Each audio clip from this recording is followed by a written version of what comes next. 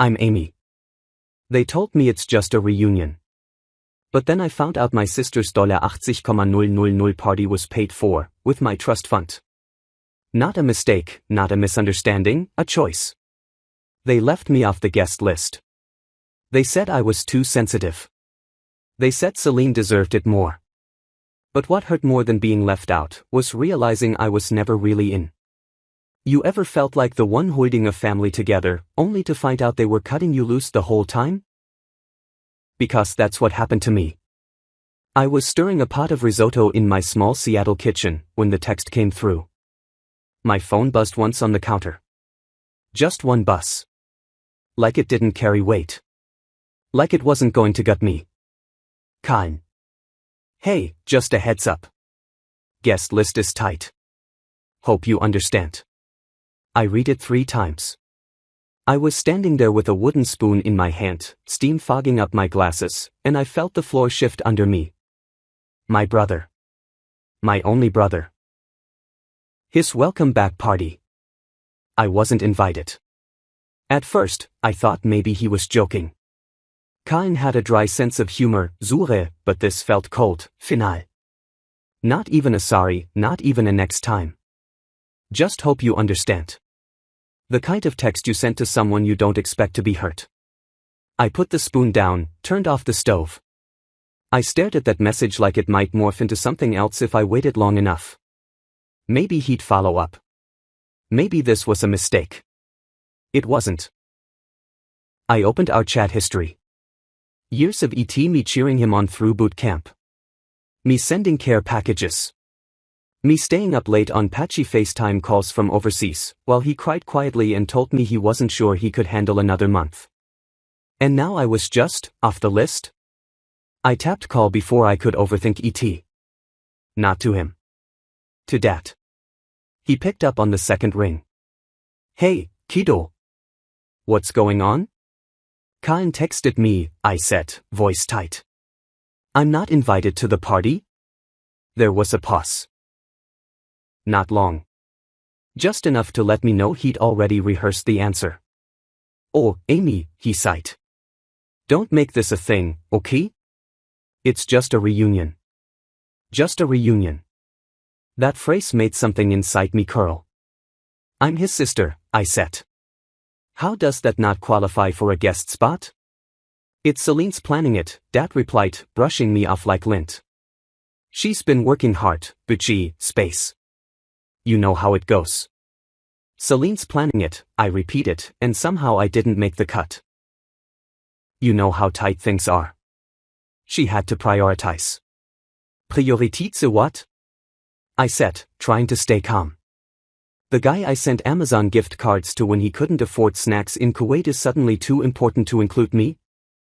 You're being dramatic, he snapped. It's one weekend. It's not like anyone's dying.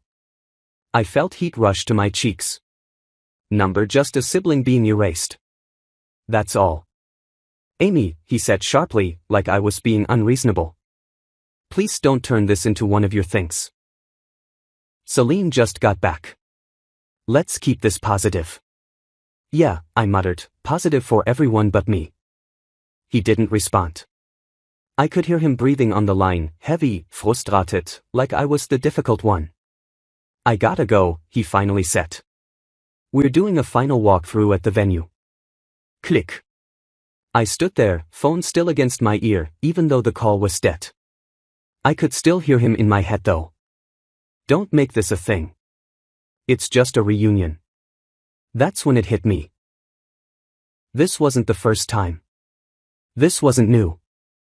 I'd been overlooked before, forgotten birthdays, left out of photos. The default assumption that I'd be fine with whatever decisions they made. I was the one who stayed local while everyone else scattered. The one who took Dad to appointments when he had back surgery. The one who showed up with flowers for Mom on Mother's Day when no one else remembered. I even designed Celine's deployment banner from scratch, free of charge, and drove to get it printed the night before he left. But when it came time to welcome him home, I was excess baggage. I didn't cry.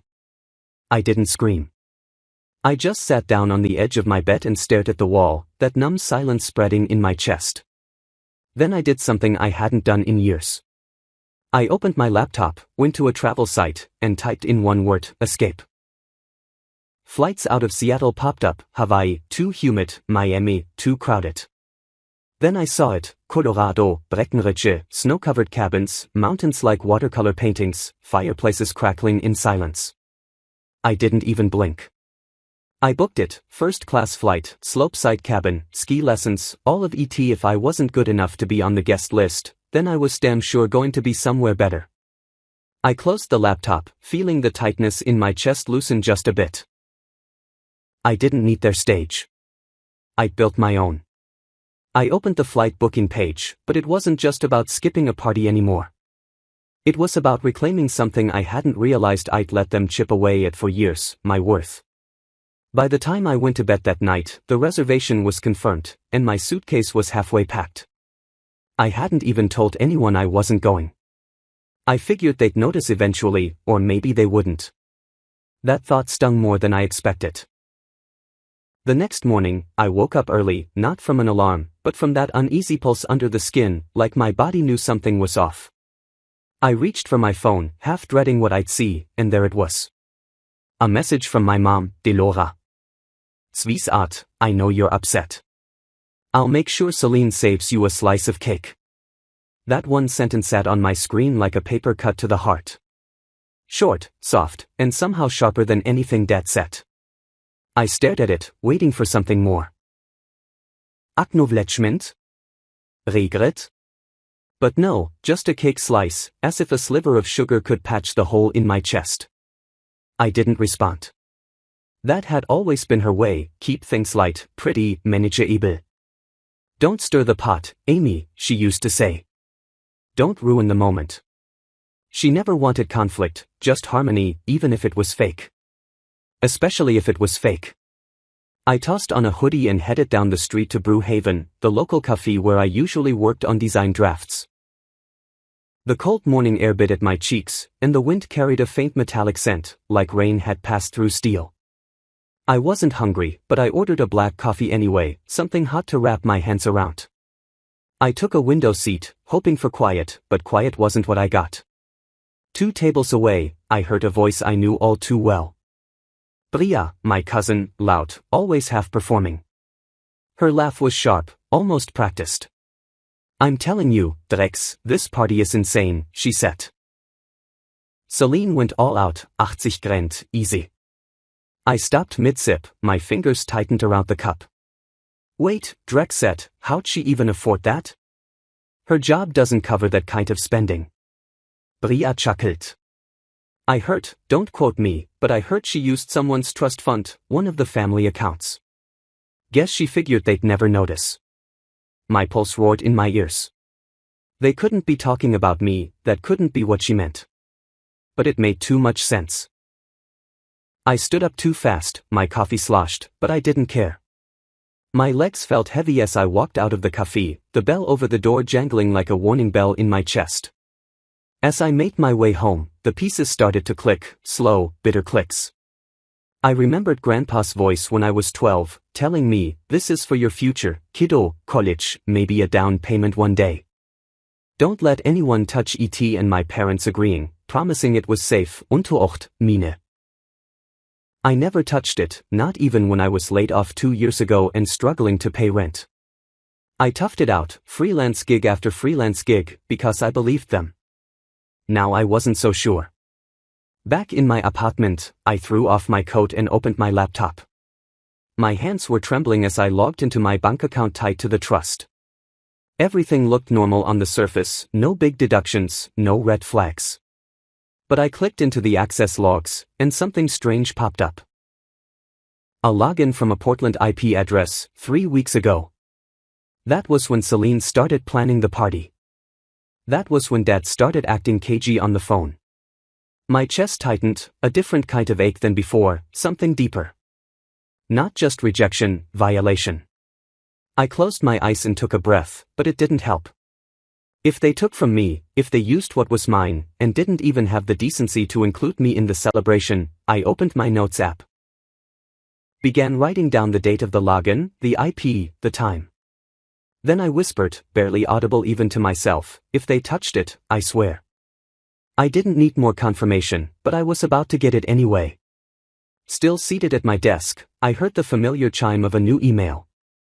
The subject line stared back at me, like it knew exactly what kind of damage it carried.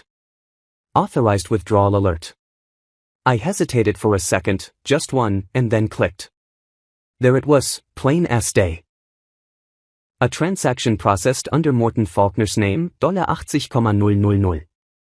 Removed from my trust account, not pending, not requested. Already gone. I blinked hard, thinking maybe I'd misread it, maybe it was a statement, or a tax summary, or something else, anything else. But the amount was right. The date was 3 days ago, and the name, his name, was at the bottom of the authorization field. My hands went cold. I reread it once, twice, a third time. I wasn't paranoid. I wasn't overreacting. They hadn't just left me out of a party. They'd taken from me, and they hadn't said a word. I felt like the air had been sucked out of the room. My body was still, but my brain was in chaos. Every beat of my heart thudded against my ribs like it was trying to get out. I couldn't sit still anymore. I stood up, paced once, then sat down again. I needed more. I needed to know when they decided to do this. How far back did it go? I clicked back into the account settings and pulled up the login history. There it was. A session logged in from a Portland IP address. 3 weeks ago. Accessed the account, reviewed financial documents, then logged out 23 minutes later. My parents' house. That was their IP. The day lined up with the first time Celine had mentioned the welcome party on her socials. A whole mood board post with captions like, "When it's done right, it doesn't come cheap." My throat tightened. This wasn't impulsive. This wasn't a paperwork mix-up. It was a plan, a deliberate decision. A betrayal orchestrated by the people who were supposed to protect me. Dad didn't just know, he signed it. I couldn't stop thinking about all the times I bit my tongue to keep the peace. I remembered when Celine missed Mom's surgery and I covered for her. When Kaylin borrowed money just until Friday, and I never saw a dime. I remembered standing in the rain outside the hospital that night, bringing my mom her coat, and Dad patting my shoulder like I was the reliable one. And that's what they counted on, wasn't it? That I'd always show up, always be reasonable, always understand. I pushed the chair back and stood up again, this time with purpose. I needed to breathe, but nothing about the air in my apartment was helping. I walked to the window, stared out at the gray Seattle skyline. I wasn't crying. That surprised me. Instead, I felt this strange clarity, like the fog had finally lifted. They didn't see me as a daughter or a sister. I was the quiet one, the easy one, the one they could cut out of the photos, but still call when the pipes burst. I turned away from the window and went back to my desk. If they were going to treat me like I didn't matter, they were about to find out what happened when I finally believed them. I opened a blank document, began typing, date of access, time, IP location, authorization log, screenshot attachments, notes, folders. This wasn't about throwing a tantrum, this was about tracking the truth. They wanted silence. They could have it, but I'd be the one writing it. And right when I thought it couldn't get worse, Eloan called. I almost didn't answer. I was mid-scroll through my document, adding timestamps and file names, trying to stay numb enough to keep moving. But when her name flashed across my screen, I paused. Something in my gut told me this wasn't just another check-in. I swiped to answer. "Hey," I said, my voice already tired. She didn't waste time. "Amy, I wasn't going to say anything, but after what you told me, you need to know." I sat upright. "Know what?" "I was at the house a couple of weeks ago," she said. Dad was in the kitchen, talking to Celine and Mom. I don't think they realized I was around the corner. She paused. I could hear the background hum of a running car, muffled traffic. She was probably parked somewhere private. He said, and I remember it exactly, he said, "Amy doesn't need it, Celine does, some kids are just more worth the money." I didn't say anything, I couldn't. She added softly, it wasn't a slip. It sounded settled, like something he's believed for a long time. My mouth felt dry, but I couldn't swallow. Those weren't just words, that wasn't a mistake, that was a worldview. And I'd been orbiting it my entire life, hoping one day I'd earn a closer seat. He meant it, I finally whispered. Eloan didn't disagree, the silence stretched between us. It wasn't awkward, it was heavy, like we were both watching something sacred snap in real time.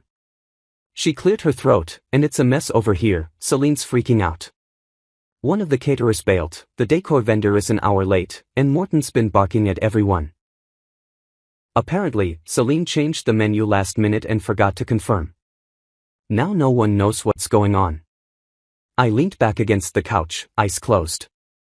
Of course she did, and no one's stepping in to fix it, she added. They keep asking where you are. I almost laughed. Where I am? Like they didn't actively uninvite me? You know how this family works. Everyone wants the calm voice in the storm, but they don't want to give her a seat at the table. I stared at the ceiling. I used to be the one who fixed things, who coordinated the group chats, called the vendors, rewrote speeches the night before an event. I was the one who stayed late, cleaned up when others left, made sure Mom had her meds and Dad had his coat. And now I was the villain, the ghost. Or maybe I always was, just useful until I wasn't. They never protected me, I said quietly. They just drained me dry and called it love.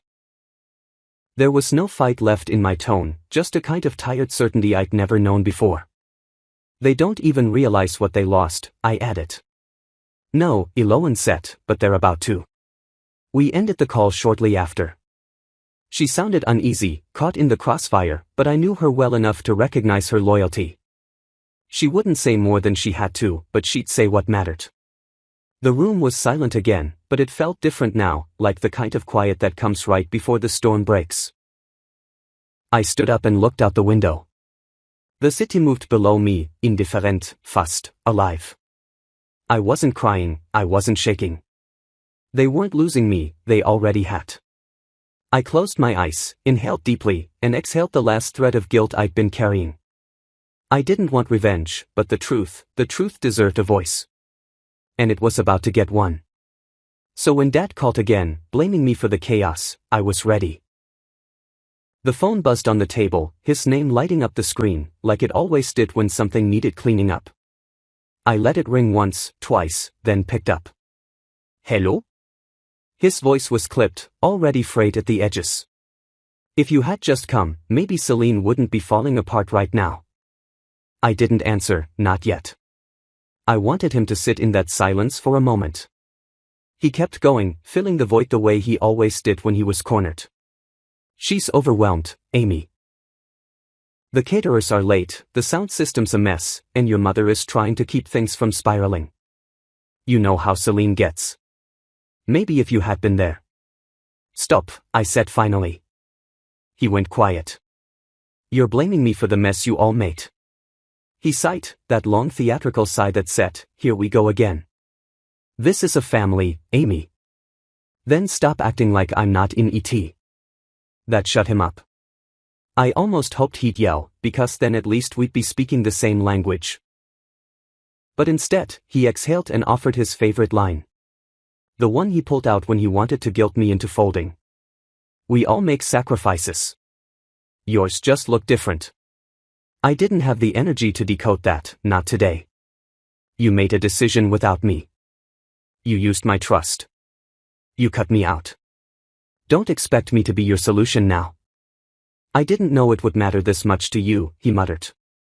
It was like hearing a stranger say my name. I hung up before I said something that would make me feel ashamed later. Not 10 minutes later, my phone buzzed again. This time, a message. I half expected another passive-aggressive note from Mom. But it was from Celine. Zeline, I thought you didn't care about money. You always acted like you were above all this. I needed it more than you. I read it twice, slowly. No apology, no regret. Just that slippery, hollow justification people like her used when they crossed the line and didn't want to own ET. I needed it more than you. It was the kind of sentence that told me everything I ever needed to know about how she viewed me. My boundaries were optional. My resources, reallocables. And my silence, expected. I put the phone down gently on the table, as if the act of not throwing it was some kind of grace. I sat at my desk, opened a new email draft.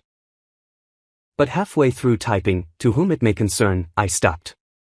Number not yet. I closed the tab and opened my notes instead. Two-pit, if they push one more inch, I'll burn the whole illusion down. I leaned back in my chair and stared at that line like it was a mirror. Calm, final, not a threat, just a promise. The weight in my chest didn't disappear, but it shifted. It wasn't grief anymore, it was precision. I picked up my phone again and sent one message to Aloan. Me, save everything, screenshots, dates, anything you hear. There was no need to explain. She'd get it. I set the phone down, exhaled slowly.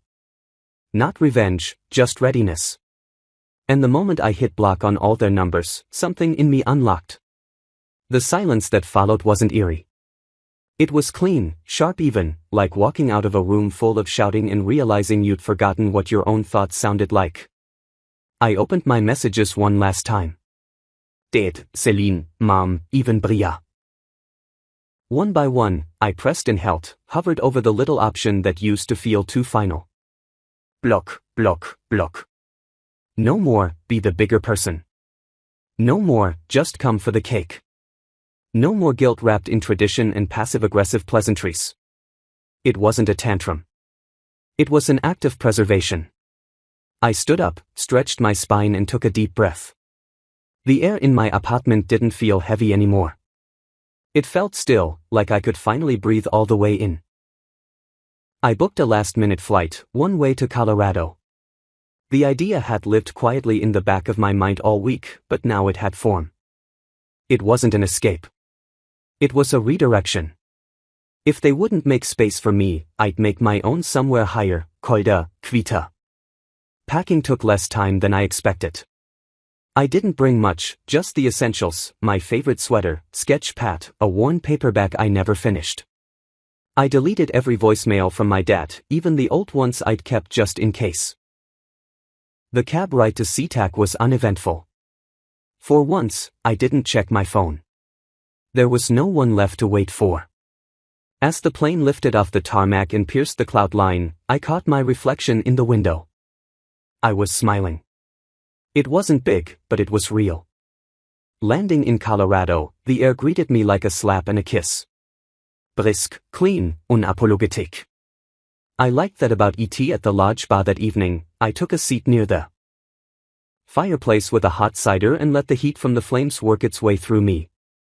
The clink of glasses, the murmur of voices, and the sound of a live acoustic guitar floated through the room. That's when I heard "Et Amy?" I turned and blinked. Kira? She was grinning, wide-eyed. You haven't changed a bit. I laughed. You're a liar, but I'll take it. We hugged like no time had passed, and suddenly the years between college and now felt paper-thin. We caught up over a second drink. Kira was still in design, freelance now, working remotely out of Denver. She talked fast and laughed easily, and being around her felt like sliding into an old hoodie I forgot I still owned. You always had this grounding energy, she said, nudging her glass toward me. People leaned on you. Yeah, I said quietly, and I let them. She gave me a look. Too much, I shrugged. I thought it made me valuable. You were always valuable, even when you weren't being their emotional first responder. She raised her glass again, to not doing that anymore. We clinked. Later that night, wrapped in flannel and curled under a thick duvet, I lay in bed watching snow fall beyond the big window. The fireplace crackled softly in the corner, and my fingers curled around a mug of peppermint tea. I didn't feel heavy. I didn't feel guilt. I felt whole. Then Bria posted, and all hell broke loose.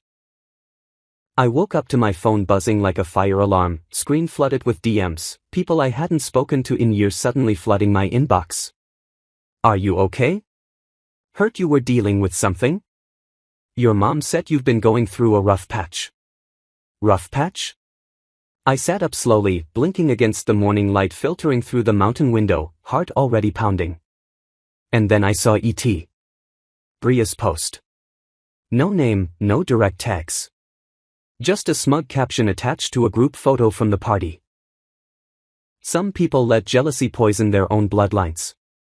Let them choke on the silence they created. Another cousin shared the post with a comment. So sad when family lashes out just to be noticed.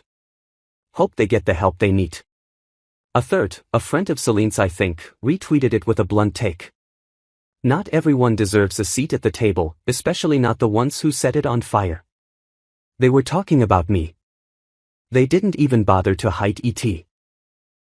I wasn't surprised, but I was done pretending to be shocked. I opened my screenshots folder, clicked new album, named it, Receipts.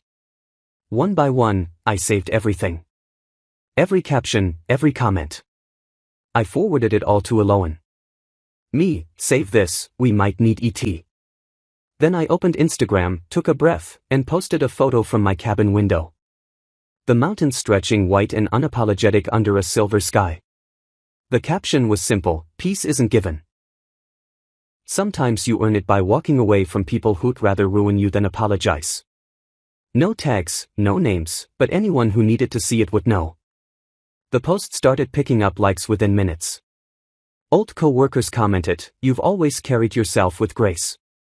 A college classmate wrote, "Some people can't handle accountability, so they weaponize stories."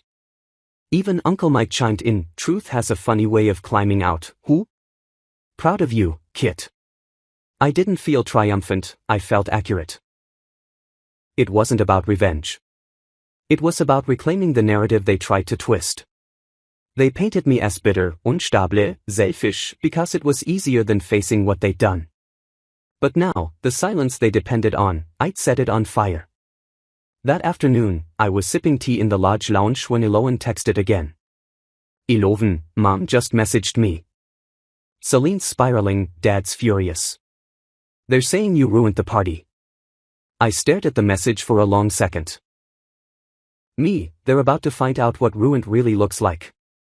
So I wrote the email that would end the silence and hit send.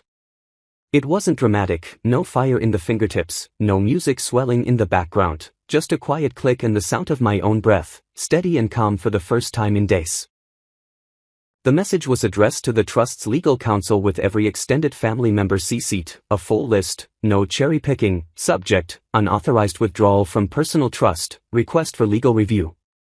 The body was short, sharp, surgical. On date, $80,000 withdrawal was executed from my designated trust fund, originally created by my grandfather for my future use. This transaction was authorized under Morten Faulkner's name without my consent. Access logs from my banking portal confirmed the account was viewed and modified from an IP address located at Morten and Delora Faulkner's residence in Portland, Oregon. I'm submitting this documentation for investigation. This is no longer a family matter, it is a legal one. Attached were the screenshots, every login, every timestamp, every digital fingerprint, no threats, no insults, just the truth. Finally laid bare for everyone to see. And when I hit send, my hands didn't shake. I leaned back and let the silence fill the space between who I used to be and who I was finally becoming. 15 minutes later, my phone lit up like wildfire. Calls from numbers I recognized, calls I didn't. I didn't answer any of them. Then came a text from Aloan. "Eloven, they're scrambling. I think Bria just left the party early. Celine's crying in the guest suite. Morten keeps saying you made this personal. Mom's sobbing about family destruction. It's chaos." I could picture E.T. Streamers half hanging, cold hors d'oeuvres sweating on glass trays. Faces twisted in panic, not guilt. They were more outraged about being exposed than about what they'd done. Good. I put my phone down and walked out to the cabin patio, wrapped in a thick shawl as snowflakes drifted lazily around me. Then came the email reply from the trust advisor. "Amy, thank you for your documentation. We are taking this seriously and will initiate a formal review process. Please do not respond to further personal inquiries regarding this issue. We'll handle E.T. It was so simple, so clean. It cut through months, years of gaslighting and guilt like glass through paper. I whispered, they're finally going to be held accountable. Then I opened Instagram again and posted my final message. It was a photo of me standing on the overlooked trail behind the lodge, hands in my coat pockets, mountains behind me, sky starting to darken with snow. The caption, silence isn't noble when it protects injustice. I didn't check the comments. I didn't need to. Later that night, I stepped outside again. The air was so crisp, it stung a little when I breathed too deep, but I welcomed the bite. It reminded me I was still here, still solid, still mine. I looked up at the stars and thought about the version of me who would have done anything to keep peace, who would have shown up at that party with a fake smile and a wrapped gift, pretending nothing was broken. That girl was gone. I didn't lose my family. I left the role they'd written for me and wrote my own. And in the morning, for the first time in years, I didn't reach for my phone. I reached for peace. The quiet wasn't unnerving, it was earned. I brewed my coffee, wrapped myself in a thick cardigan and stepped out onto the snowy deck. The air held that early morning stillness only mountain town snow, crisp, unerwarteter, sacred. I sat in the Adirondack chair and watched the snow melt off the railing, steam rising where sunlight touched it. No calls, no pings, no drama. Just me, the smell of roasted beans and the hush of a world not asking anything from me. For the first time in longer than I could remember, I wasn't hoping they'd call. I wasn't waiting for the apology that never came. I didn't need it anymore. I wasn't bitter. I was done. That afternoon, Elowen sent a final update, one I hadn't asked for, but didn't mind reading. Elowen. Morten's golf group pulled his speaking spot. Word got around. Elowen. Celine's PR team dropped her after a sponsor backed out. Elowen. Mom sent a 5-minute voice message. I haven't listened to ET, figured you wouldn't either. She was right. I didn't open ET, I just pressed delete. Some stories don't need a reply. Some doors stay closed, not out of malice, but out of necessity. Later that week, while sipping tea at the Lodge Cafe, Kira slid a contract across the table. It's remote, design work for a women-led housing nonprofit. They want someone who gets community and boundaries. I didn't hesitate. I'm in, I said, not just for the job, but for the chance to build something that wasn't rooted in guilt or sacrifice, something that felt like mine. 2 days later, I packed up my apartment in Seattle. Most of it fit in boxes. A few items I tossed, and one photo I left behind. It was framed, faded a little at the edges. Me, Celine, and Kaylin at a birthday party when we were teens stared at our faces longer than I meant to. That girl deserved better, I whispered. I'm giving her that now. Denver wasn't a clean slate. I wasn't starting over. I was starting forward. The night before my move, I curled into bed with a journal and a pen I'd had since college. On the final page, I wrote, they didn't break me. They just showed me who I was without them. I closed the book, slipped it into my suitcase, and stepped outside one last time. Snow crunched under my boots. The mountains stood behind me, steady as ever. The cabin lights flickered warm behind frosted windows. The world hadn't changed, but I had. This isn't a reunion story. It's a freedom story, and I'm finally home.